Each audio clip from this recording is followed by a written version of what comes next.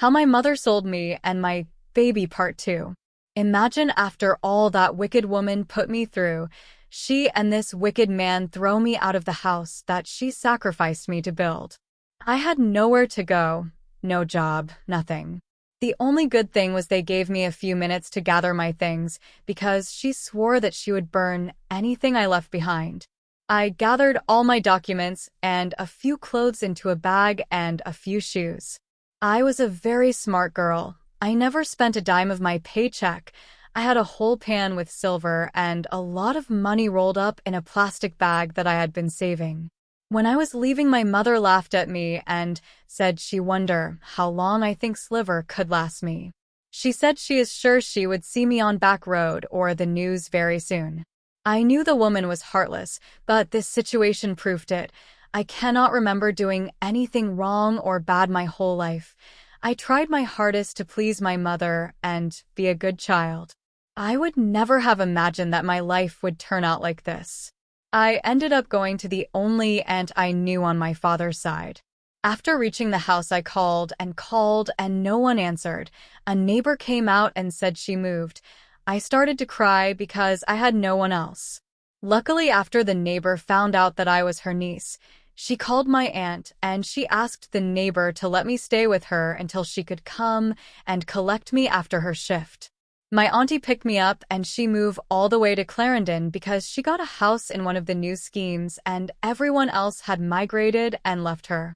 On the drive down, I told her everything. We cried together. She also told me about how my mother would not allow her side of the family to see me after my father died.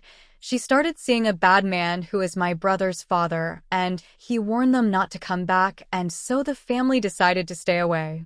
That wicked woman always told me that my father's family did not want me.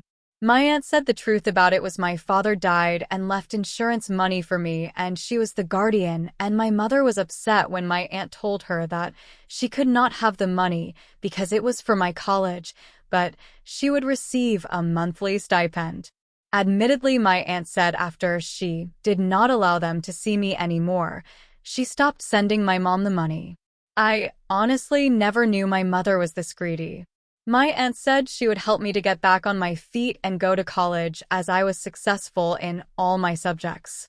My aunt helped me to get enrolled into UWI and I started the January semester. My aunt decided that there was more than enough money to board me. I was grateful, but not one day would pass that I did not think about my child. While I was in my second year of university, I was on campus, and a very well-dressed lady walked up to me. She looked familiar, but I could not place the face. She called me by name and asked me to talk to her. She said she was happy to see me getting on with life.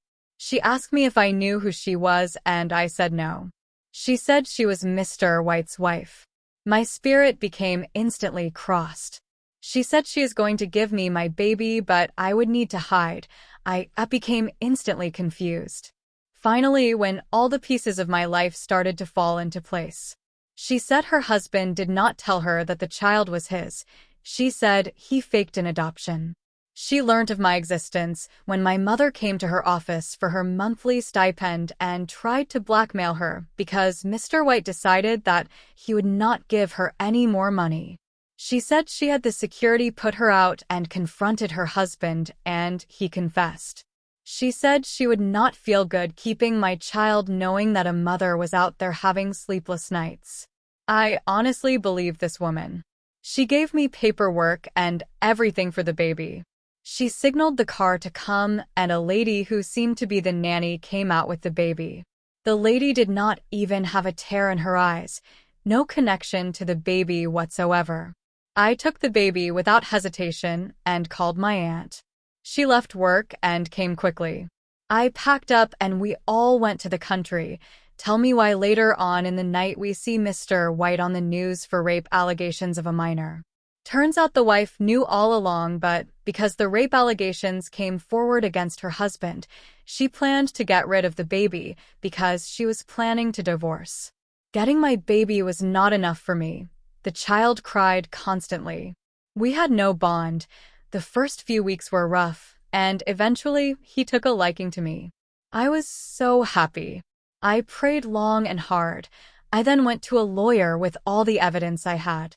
My mother was arrested and charged. The medical team from the hospital decided to settle out of court, and the dirty politician got away scotch-free. I tried to take in my brother, but he hated me. After all, he was almost of age and could fend for himself. The joy I felt when my mother was arrested brought me peace. However, I don't know how the politician was found to live. Up until today, that remains a mystery. Maybe one of his victims did it after all. There were many. I hoped whomever did it prayed long and hard.